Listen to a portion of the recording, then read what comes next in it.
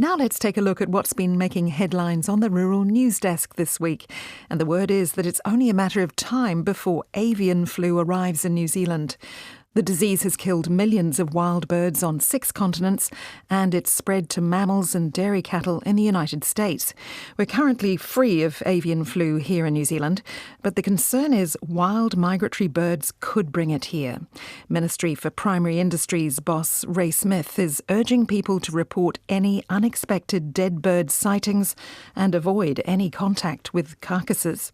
We expect it'll travel across the Antarctic to the Ross Dependency and up through the sub-Antarctic islands and into New Zealand. At the moment, most birds of their bird flu die before they get here because they're too far away.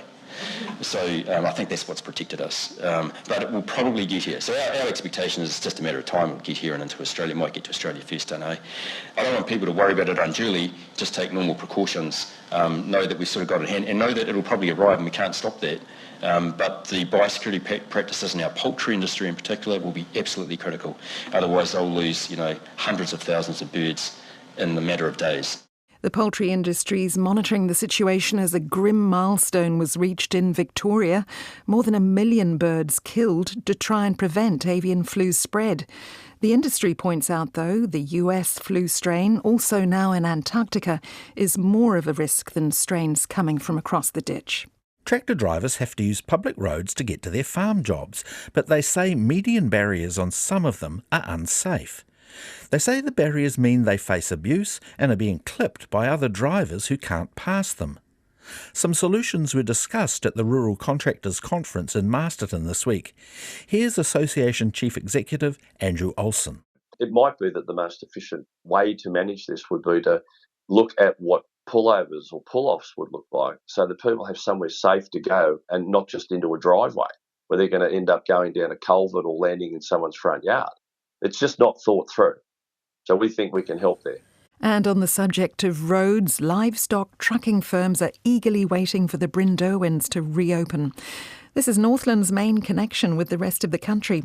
It's slip-prone and has been closed for 4 months for major repairs. The highway's due to open on Wednesday, and Don Wilson of On Road Transport is relieved his drivers will be able to move stock without taking a 3-hour detour. Productivity is probably going to increase by somewhere around 20% probably because of the length of time that it takes to do the detour and the extra road users and fuel and all the extra running costs. Don Wilson's hopeful the repairs will last, but says an alternative route still needs to be looked at. To some export news now, and for the first time New Zealand kiwi fruit is selling in Hawaii with a distinctive Maori marketing campaign. Last year, 42 growers who are part of Maori Kiwi Fruit Growers Incorporated partnered with Zespri to learn how to export fruit. Group Chair Anaru Timutimu says the Maori provenance story and Pacific connection are being highlighted, and promotions include the amokura, or red-tailed tropic bird. It's a real important bird, and in the video it kind of talks about the return of the amokura back to Hawaii from New Zealand and our traditional voyaging waka, kind of following that bird with gifts from Aotearoa New Zealand, which is kind of kiwi fruit. Meanwhile, the country's largest kiwi fruit grower is expecting to make a healthy profit thanks to stronger fruit volumes this season. Seeka has updated its full-year earnings guidance. It's expecting to make a profit before tax of between $15 and $19 million in the year to the end of December. Last year, the company made a net loss before tax of $21 million. There's been a mixed result from the latest farmer confidence survey. Farmers are feeling more optimistic about their own businesses, but less confident about the wider agri-economy. Rabobank's quarterly survey of about 450 farmers found the number thinking of their farm business as unviable dropped from 9% last quarter to 7%. Most pessimistic are sheep and beef farmers. Here's Chief Executive Todd Charteris. Farmers' confidence in their own business has actually improved quite sharply, which is positive. And I think what the survey shows is that's driven, depending on what commodity type or farming business they're running, is through commodity prices, increased demand, and also some government policy changes. So that's driving some of that behaviour. New Zealand's autumn lamb exports have reached a 3-year high and were up 8% on last year. AgriHQ analyst Mel Crode says exporters have continued to push away from China. The country normally soaks up half of New Zealand's lamb supply, but in May that dropped to 35%. She says the UK, EU and North America have picked up the slack. In dairy news, Maori-owned dairy company Miraka has signed a new deal with Chinese company Thiland to produce a new range of low-carbon A2 milk products. Miraka's dairy plant just north of Taupo is the world's first to use geothermal energy to operate. The new deal was signed during the visit of the Chinese Premier last week. Fonterra is expanding its presence in China and developing a centre in Wuhan where it will tailor value-added dairy products to local consumer tastes. Fonterra already has centres in 5 other key cities which focus on using high-value cream products. And at the Global Dairy Auction this week, dairy prices have fallen for the first time in 3 months.